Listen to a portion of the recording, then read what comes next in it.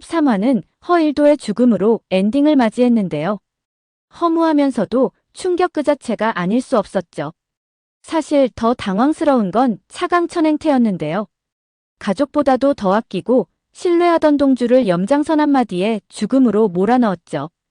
그것도 사위인 허일도와 동주를 동시에 보내려 했는데요. 이 상황은 쉽게 납득하기 어려운 장면이죠. 정말 핏줄 앞에서는 제대로 된 판단도 할 수 없는 걸까요? 동주는 민들레 파일 속에서 충격적인 자료를 보게 되었는데요. 바로 자신의 출생의 비밀을 알게 된 것입니다. 자신을 여러 번에 걸쳐 그토록 죽이려 했던 허일도가 자신의 친부였던 것이죠.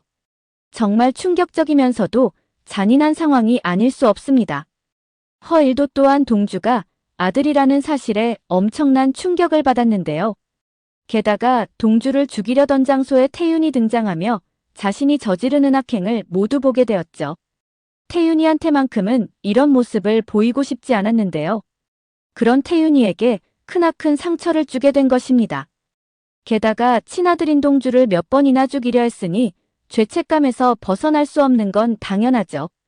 방에서 두문불출하는 그에게 동주는 여운이 남는 한마디를 전하는데요.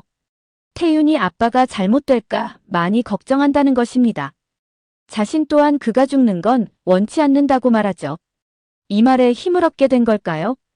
허일도는 염장선을 찾아가 주체할 수 없는 분노를 쏟아내는데요. 아들을 죽이라고 사주하며 움직이는 자신을 보면서 얼마나 즐거웠냐는 것이죠. 그럼에도 염장선은 정말 악마가 맞는 것 같은데요. 일말의 미안함조차 보이지 않는 그이죠.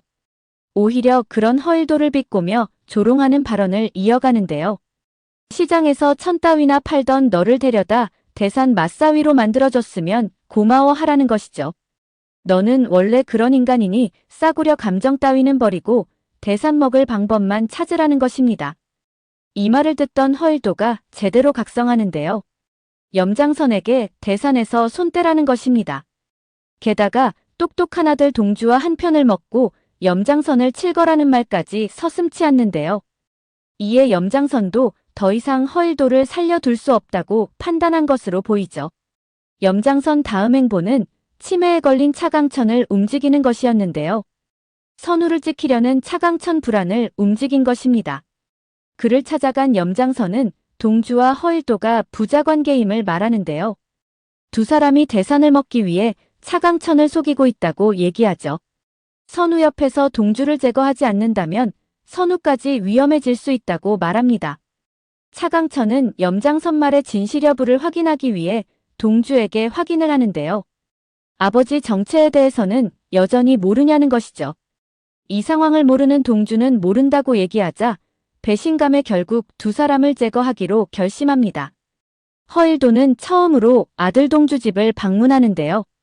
이 자리를 마련한 차강천이 늦는다고 하자 먼저 가볍게 술자리를 시작하는 두 사람이죠. 두 사람은 소주잔을 기울이며 서로의 감정에 대해서 공유하는 시간을 보내는데요. 서로 죽이고 죽는 관계가 아닌 평범한 아버지와 아들이었다면 어땠을까 하는 상상도 해봅니다. 아버지 건강 잘 챙기세요. 아들아 밥은 먹었어 같은 일상적인 이야기들을 하지 않았을까 하는 것이죠. 동주는 그런 일은 절대 없을 것 같다며 아쉬워하는 마음을 드러냅니다. 그런데 두 사람이 이렇게 마주하는 시간이 마지막이 될 줄은 상상도 못했는데요. 동주가 술을 가지러 간 사이 조양춘이 쳐들어오죠. 허일도가 위험한 상황에 처했는데요. 뒤늦게 이를 발견한 동주도 위험한 상황에 놓이게 되죠. 그런데 역시 핏줄은 어떻게 할 수 없나 봅니다. 한 번이라도 동주를 위해 무언가를 해야겠다고 생각한 허일도인데요. 결국 동주를 구하기 위해 조양춘을 끌어안고 뛰어내리죠. 덕분에 동주는 무사히 위기를 넘기는 듯 보입니다. 이건 동주에게 너무 잔인한 상황이 아닐 수 없는데요.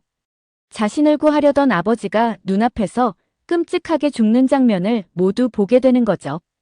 또한 연주가 자신 눈앞에서 사고당하는 장면을 목격할 때와 비슷한 상황이 또다시 연출된 것입니다.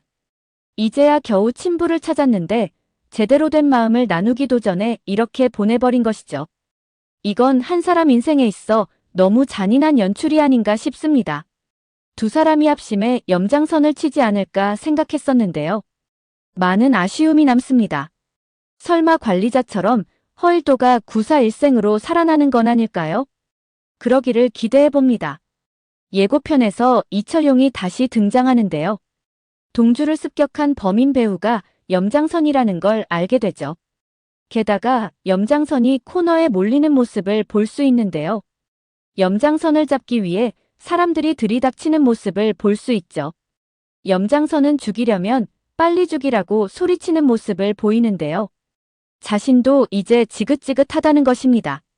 이런 것으로 보아 막다른 코너에 몰린 것으로 보이죠. 어쩌면 동주와 이철용이 염장선을 코너에 몬 것이 아닐까 하는 생각이 들죠. 이철용 또한 민들레 파일이 동주 손에 있다는 걸 알게 될 텐데요. 염장선이 말했을 수도 있고 동주가 염장선을 치기 위해 이철용한테 말했을 수도 있죠. 이철용 입장에서는 동주를 자극할 수 없는 상황인데요. 그 파일 안에는 자신 비리 또한 들어있기 때문이죠. 게다가 염장선이라는 존재가 이제 거추장스러워진 상황인데요.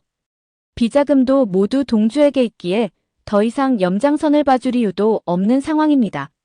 자신 통제도 따르지 않고 날뛰는 염장선을 살려두는 건 위험하다는 판단을 하지 않을까 싶습니다.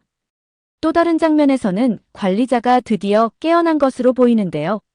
그렇다면 모든 진실이 드러나는 건 시간 문제이죠.